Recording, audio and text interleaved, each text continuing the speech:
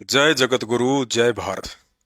परमपिता परमात्मा, सारी सृष्टि के रचनहार, कुल मालिक, असंख्य ब्रह्मांडों के स्वामी, जगत गुरु, तीनों लोकों में प्रवेश करके सबका भरण पोषण करने वाले राजाधिराज, आत्माधार, नाथों के नाथ, देवों के देव महादेव, सर्वेश्वर महेश्वर, मृत्युंजय, अजरो अमर, आदि अनादि सनातनी प्रभु, जगत पिता जगदीश्वर, श्री श्री 1008 की उपाधि के वास्तविक अधिकारी, अकाल मूरत सौद स्वरूपी राम वासुदेव, सर्वगतम ब्रह्म, परम पूज्य, प्रथम पूज्य, परम संत, परम पुरुष, परम धनी, परम दयालु, सत्य कबीर, हक्का कबीर, अल्लाहु कबीर, अल्लाहु अकबर, बा खबर, अल्लाह ताला, जगत के तारणहार, जगत के मुक्तिदाता, जगत के जगन्नाथ, हारे के सहारे, हिंदुओं के राम, मुसलमानों के अल्लाह, सिखों के वाहेगुरु, ईसाइयों के मसीह, दया के सागर दया निधि, करुणा के सागर करुणा निधि, स्वयंभू परिभू, संकट मोचन, कष्ट हरण, मंगल करण, दुख भंजन, अविगत कबीर, निर्विकार निर्विषम परमात्मा, अलय अलेख सतगुरु, आदि अनादि सतगुरु, असली मर्यादा पुरुषोत्तम, असली राम, असली कृष्ण, असली घनश्याम, असली मुरारी, राजाओं के राजा, महाराजाओं के महाराजा, शहंशाहों के शहंशाह, सम्राटों के सम्राट, भगवानों के भगवान, अल्लाहों के अल्लाह, प्रभुओं के प्रभु, मसीहों के मसीह, सच्चे वाहे गुरु, बाबाओं के बाबा, पीरों के पीर, अनंत कोटि कलाओं के स्वामी, अनंत कोटि ब्रह्मांडों के नायक, सर्वगुण संपन्न, युवा कबीर, समरथ कबीर, असमवात अमित ओझा, योगियों में महायोगी, ध्यानियों में महाध्यानी, सिद्धों में परम सिद्ध, ज्ञानियों में तत्व ज्ञानी, ब्रह्म ज्ञानी, महाज्ञानी, परम ज्ञानी। 8 सितंबर 1951 से गांव धनाना, जिला सोनीपत, हरियाणा, भारतवर्ष की पावन भूमि पे प्रकट ब्रह्मा विष्णु महेश के दादा, संत शिरोमणि कबीर परमात्मा सतगुरु रामपाल जी परमेश्वर जी के चरण कमल में साध संगति से जुड़े हुए देश विदेश से हम सभी सत्सेवक भाई बहनों का अनंत कोटि दंडवत प्रणाम। सत्साई भाई और बहनों, शंका समाधान के एपिसोड नंबर 14 में आप सभी का स्वागत है। तो चलिए शुरू करते हैं शंका समाधान।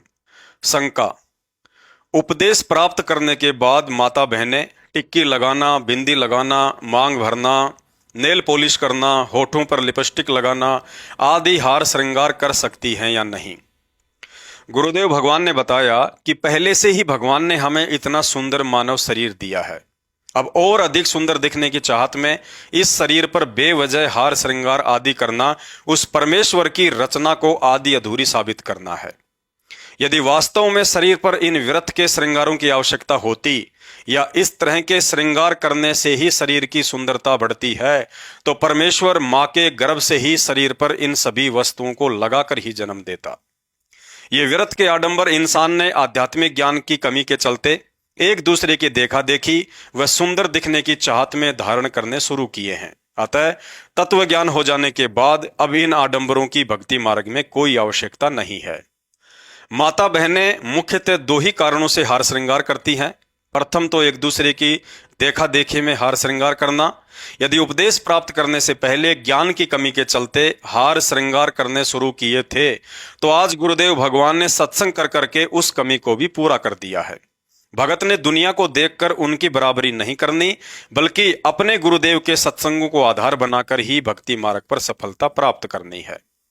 दूसरा, यदि माता बहनें अपने पति को खुश करने के लिए हार श्रृंगार करती हैं, तो नाम दीक्षा लेने के बाद यह ज्ञान हो जाना चाहिए कि अब हमने शरीर के नश्वर पति को नहीं, बल्कि आत्मा के अविनाशी पति गुरुदेव भगवान को ही प्रसन्न रखना है। और गुरुदेव भगवान को इस नकली हार श्रृंगार से नहीं, बल्कि उनके वचन में रहकर आजीवन भक्ति करने से ही प्रसन्न रखा जा सकता है।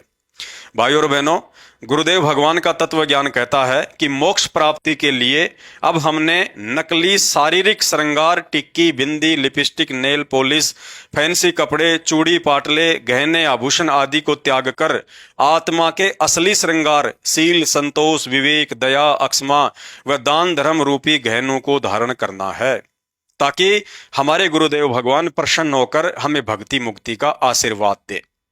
उसके बाद जब तक इन भक्ति बाधक झूठे हार श्रृंगार व नकली गहनों का परित्याग नहीं करेंगे, तब तक आत्मा के असली हार श्रृंगार शील, संतोष, विवेक, दया, अक्षमा आदि को धारण करने के योग्य भी नहीं बन सकते। और इन असली आत्मिक गहनों को धारण किए बिना हम लाख जन्म भी मोक्ष के अधिकारी नहीं बन सकते। गुरुदेव कहते हैं, पतिव्रता भावे नहीं ये चूम चटक श्रृंगार। अर्थात ज्ञानहीन व्यक्तियों को भी इस शरीर पर नकली हार श्रृंगार करना तब तक ही अच्छा लगता है जब तक वह युवा है या किसी रोग आदि से पीड़ित नहीं है। जबकि बुढ़ापे में शरीर निढाल हो जाने पर, कोई भयंकर रोग हो जाने पर या परिवार में किसी प्रिय व्यक्ति की मौत हो जाने के उपरांत यदि कोई आपको कहे कि चलो ब्यूटी पार्लर चलते हैं मेकअप करवाने या डिस्को बार में चलते हैं मौज मस्ती करने, परंतु उस दुख की घड़ी में उस व्यक्ति की किसी भी हार श्रृंगार व मौज मस्ती के साधनों में रुचि नहीं बनती है, उसे सब कुछ फीका सा लगने लगता है। लेकिन भक्ति मार्ग में गुरु अपने शिष्य को तत्व ज्ञान रूपी आंखें देकर इस गंदे लोक के झूठे सुख व झूठी मौज मस्ती से अवगत करवाकर पहले ही सब कुछ दिखा देता है कि यहाँ 21 ब्रह्मांड में सब कुछ धोखा ही धोखा है।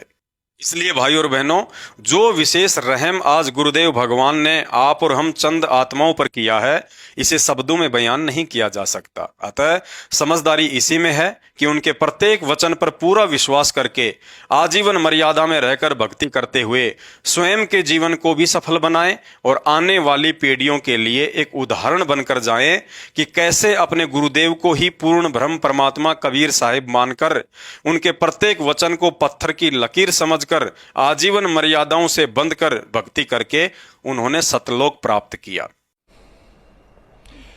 पति भरता और सुहेलड़ी सेवन अधिक अपार, पति भरता भाव नहीं ये चूम चटक सिंगारे।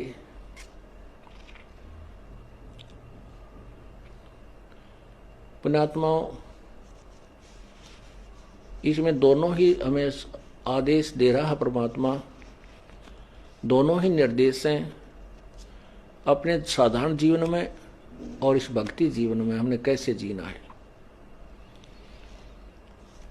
पति भरता और स्वेलड़ी सेवन अधिक अपार, वो अधिक से अधिक जो पुण्यात्मा है, पति भरता यानी एक इष्ट पर आश्रित पुण्यात्माएं हैं, वो अधिक से अधिक सेवन यानी पूजा करती हैं। और वो पति भरता भावनी चोम चटक श्रृंगार, पति भरता को किसी भी प्रकार के बाह्य आडंबर करने की आवश्यकता नहीं। कहते हैं इन श्रृंगारों की परमात्मा को कति आवश्यकता नहीं, वो अंदर से जानता है ये कितना भगत है और उसमें उतना ही प्रेम होता है प्रभु का। ऐसे ही हम अपनी बहन बेटियों से प्रार्थना करते रहते हैं कि हमने न तो ये मेहंदी वगैरह लगानी है, ना ये नाखूनों को लाल करना है, ना होठों को लाल करना है, ये नहीं चाहिए हमने। आप केवल अपने मांग में सिंदूर आदि लगा सकते हैं, जिससे ये एक प्रतीक है ये शादीशुदा है या मैरिड है अनमैरिड, बस इतना। वो भी लगाना चाहें तो लगा सकते हैं, अन्यथा कोई आवश्यकता नहीं है। ये उनके लिए है जो नए नए आते हैं, उनको एकदम हर एक क्रिया से विपरीत होना पड़ता है, इसलिए वो थोड़े से घबरा जाते हैं। जब ज्ञान हो जाएगा फिर आपको ये शरीर मिट्टी नजर आओगा। इस मिट्टी के घड़े को कितना श्रृंगार है, कितना इसके ऊपर चित्र सुंदर लगा दे, देश में वस्तु जल नहीं है तो ये व्यर्थ है। तो शंका समाधान में आज केवल इतना ही। शंका समाधान के और अधिक वीडियो देखने के लिए हमारे Facebook page Pawan Das is live को फॉलो करें। वीडियो अच्छा लगे तो शेयर करें। बंदी छोड़ सतगुरु रामपाल जी परमेश्वर जी की जय हो।